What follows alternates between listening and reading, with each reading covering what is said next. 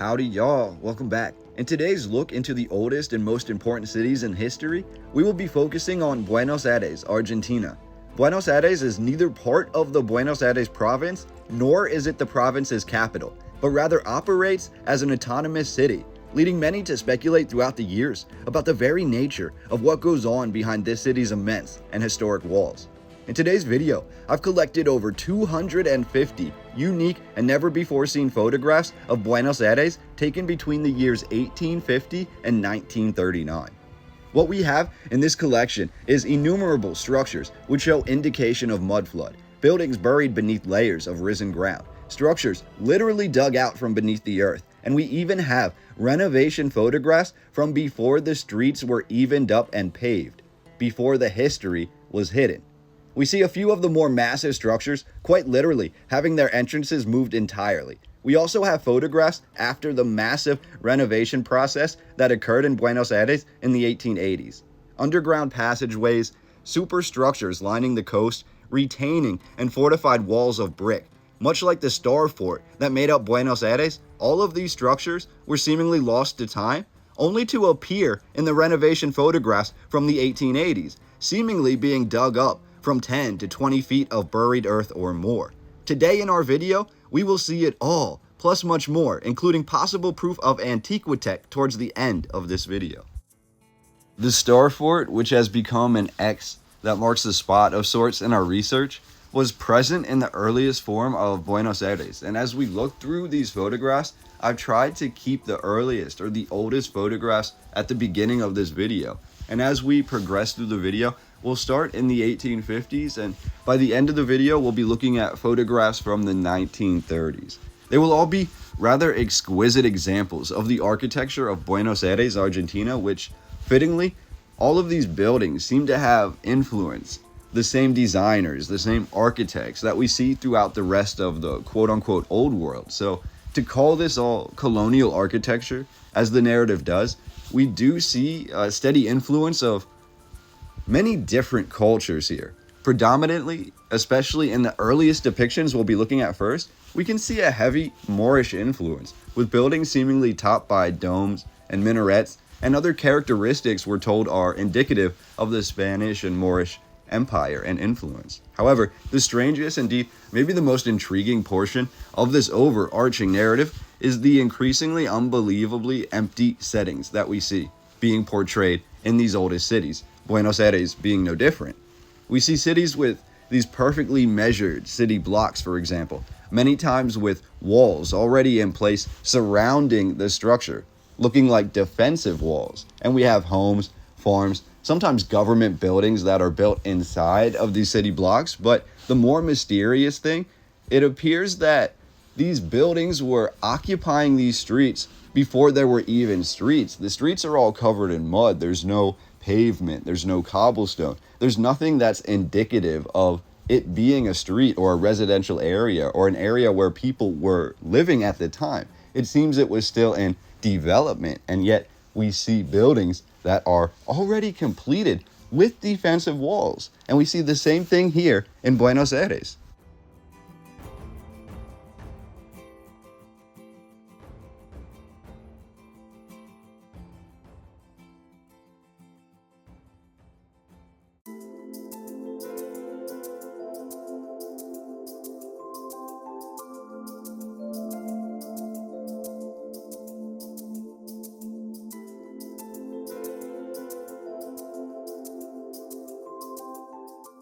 I think one of the most interesting aspects of early Argentine history is the area of Patagonia, more specifically the Patagonia Indigenous people. Now, I've made a video on the so-called Patagonia giants before. Essentially, we have a group of large, some would say fearsome, yet others say docile indigenous people first encountered during the earliest expeditions into the New World. Exaggerations aside, we have consistent reports across multiple unique voyages which seem to imply that the indigenous people of Patagonia stood well over 7 feet tall, with most reports stating 7 to 8 feet and other more outlandish reports claiming 10 feet or taller. Now, These reports seem to coincide with similar reports that were made in the Midwestern and Northeastern United States, mainly associated with the Susquehannock Native Americans. As we read about Buenos Aires, I can't help but consider the possibility that the Patagonia people were discovered further south, but they once had their kingdom extend into Buenos Aires. It's something I can't help but consider. It would explain the architecture and the infrastructure, and it would add a little bit more food for thought as we look through these photographs. Now, we'll be talking about Buenos Aires here and the current narrative, the colonial narrative, but before that, Buenos Aires was the site of trade for many of the indigenous groups that call Argentina home. While each subset or tribe had their own distinct lands to hunt game and to plant crops, during specified times, most likely holidays that coincided with the sun and the stars, these tribes would meet in and around Buenos Aires to conduct their trade. Here, in the earliest artifacts discovered, we find evidence of the Guarani people, the Toba people, the Makovi people, and the Kola people, just to name a few. However, in the year 1516, under assignment from the Spanish crown, Juan Diaz de Solés arrived at the Rio de la Plata, becoming the first European to ever do so. Just 20 years later, Buenos Aires was established, the original name in full translated into English as the City of Our Lady St. Mary of the Fair Winds, with Buenos Aires for short meaning quite directly, Fair Winds. The city was officially founded February the 2nd, 1536 by Pedro de Mendoza. We're told that to the south, the relatively peaceful Patagonias did not interact with the people of Buenos Aires. However, the earliest European settlers in Buenos Aires were met by other indigenous groups who repeatedly attacked Buenos Aires, claiming the land to be their own. Eventually, the site of Buenos Aires was abandoned in 1542. With the abandonment of Buenos Aires in 1542, one must imagine what sort of architecture could be found in the city limits during this time period. Was it really just a tiny settlement as it's listed in the narrative? Although we do see vast evidence of indigenous occupation in the area, we must ask, was there indigenous buildings here?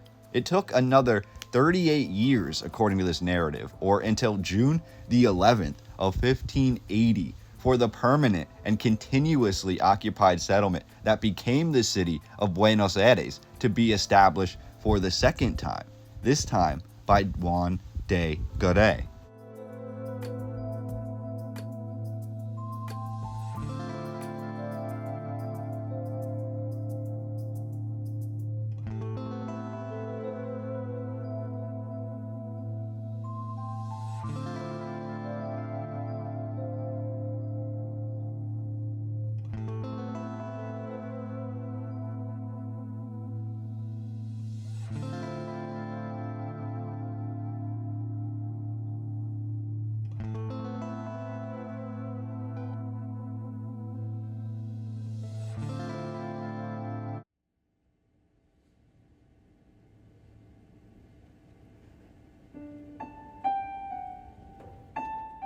Buenos Aires, from its earliest days in the 1600s, became entrenched in trade, leading to centuries of infighting between the merchants and the pirates who frequented the city.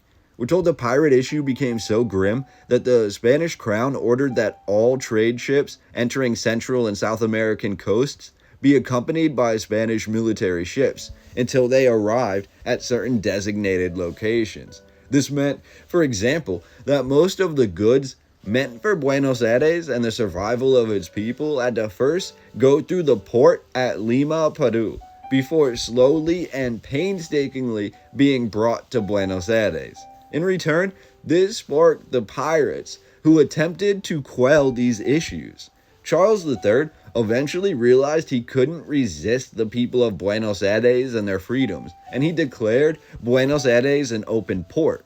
Charles planned to create a brand new viceroyalty with Buenos Aires as the capital. However, having had a glimpse of the new freedom as the port opened, and with the news of the revolution in France, the people of Buenos Aires began to seek their own independence. This was spearheaded by the invasion of Buenos Aires by the British, first in 1806. The British captured the city for a brief period. However, they were expelled by a neighboring army from Uruguay, led by Santiago de Linares. Eventually, Linares was chosen as the new viceroy of Buenos Aires, tasked with defending it against a future British attack. Linares did just that and successfully repelled a second British attempt on Buenos Aires in 1807. This cemented Spanish control in South America, leading to a growing confidence in their ability to defend against other hostile colonizing countries.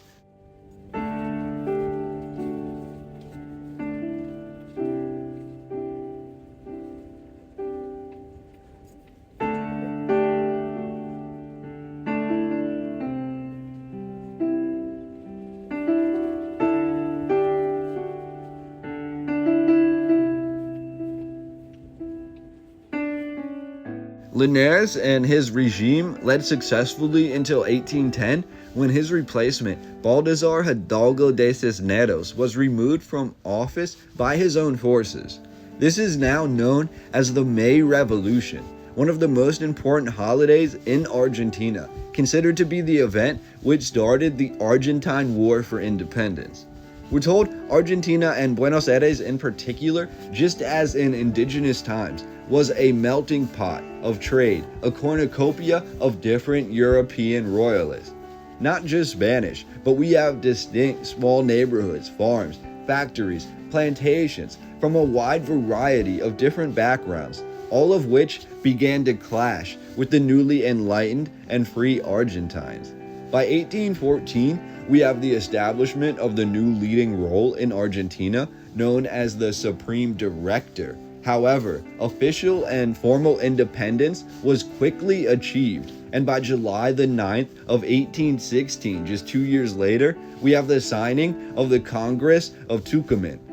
Buenos Aires then remained the political center of Argentina, all the while never falling under foreign rule during any period of the Spanish-American Wars of Independence. Buenos Aires flourished through the early to mid-1800s, even through two extreme blockades, one in 1838 by the French alone, and one in 1845 by the Anglo-French. Neither blockade caused Buenos Aires any damage, and both were eventually repelled. Buenos Aires has, since that time, been Argentina's center for not only government, but also for the liberal arts, free trade and merchants, bankers, foreign ideas, and foreign populations. We're told much of the infighting incidents that would later occur in Argentina's history can be traced back directly to the contrast between liberal Buenos Aires and the stricter, more Catholic portions of the rest of Argentina.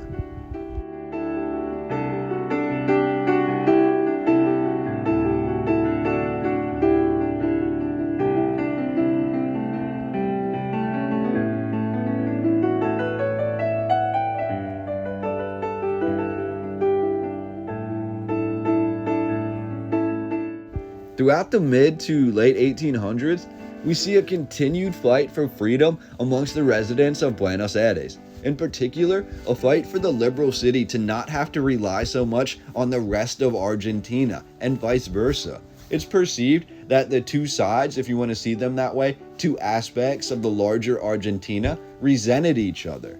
Buenos Aires was already capital of the Buenos Aires province. However, in 1853, Buenos Aires was declared the capital of the seceded state of Buenos Aires. Again, this is quite a time period for all of this to be occurring, as we have countless revolutions that are happening around the world at this same time.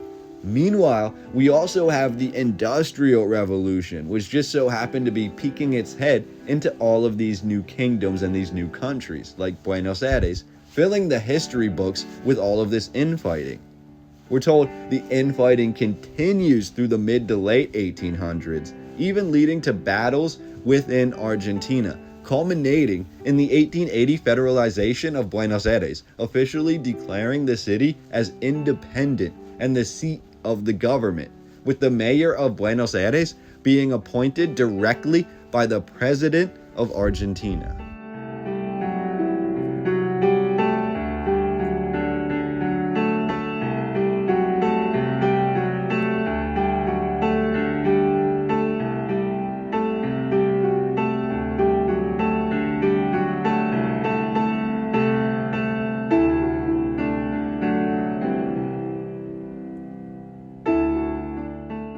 We're told from 1880 onward, so really the last half of this video, these photographs will show us just how much the city of Buenos Aires transformed.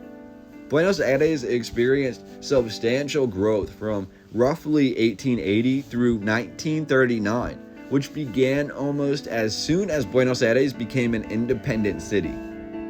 Before that time, Buenos Aires was said to be relatively unkept.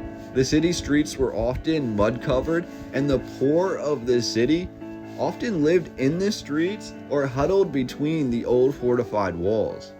This led to huge issues and health problems and caused many orphans to roam the streets of Buenos Aires. However, from roughly the independent city status in 1880 onward, the streets were remodeled, sewer and water systems were advanced, and orphanages were built and opened, and the issues that occurred with tuberculosis were quelled. Credit for this can be attributed, at least in a small portion, to the vast number of European immigrants of high status who began to migrate to Buenos Aires. We have many well-off families of Italian origin especially, who began to settle in Buenos Aires.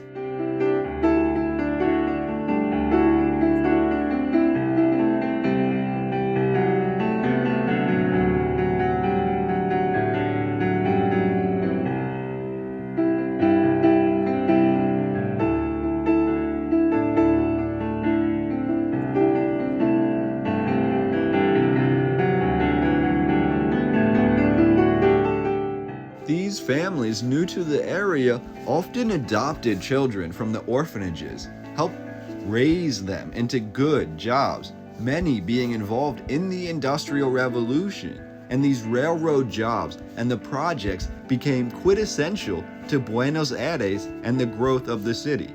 As a multicultural city of immense wealth and architecture, Buenos Aires ranked itself alongside the other most glorious capitals found around the world. The Colón Theater, for example, became known as the predominant theater in South America, and Buenos Aires became the center of radio, television, cinema, theater, and all forms of art, new and old, within Argentina. By the early 1900s, the tallest buildings in South America were being built and then regularly topped by the next building, all constructed in Buenos Aires. It truly diminished the competition, comparatively speaking, as we focus on this architecture. We have a vast system built in the early 1900s underground that was founded to interconnect the better part of Buenos Aires. All of this technology, the massive architecture, the infrastructure, from the Star Fort that we seemingly cannot pinpoint today to the times of the ancient walls and the indigenous people who could have helped build them. We now see that these empty city blocks have been transformed into a bustling city replete with a massive population.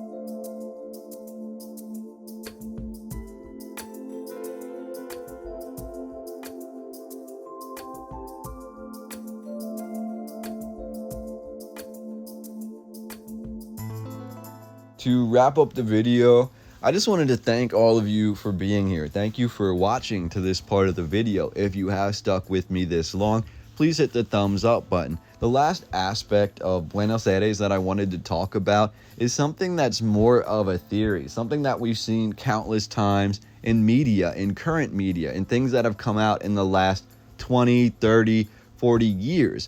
If we look at such TV shows like The Simpsons, who, at least in my understanding, The Simpsons appeared to get predictions and other little anomalies correct, we find that the one time that The Simpsons depict Buenos Aires, it was showing a member of the Axis power of World War II actually secretly living there. Now, if we look into the actual historical facts, we're told over 300 leading members of these Axis powers of World War II escaped justice and made their way to Argentina. Now, we're not exactly sure where all of them landed or where their goal was to infiltrate, but did these Axis powers flee for Buenos Aires as a last resort, or were they coming to Argentina, to this area, to the free city of Buenos Aires, looking for something? Sources say it could have been a little bit of both. The freedom and the independence, yes. The liberal side, which clashed with the establishment, yes. That was Buenos Aires' history. But when we look at the more esoteric value of Buenos Aires and the Patagonia area and what could have been going on here and the technology of that time, we must pose the question, is there more in Buenos Aires than meets the eye?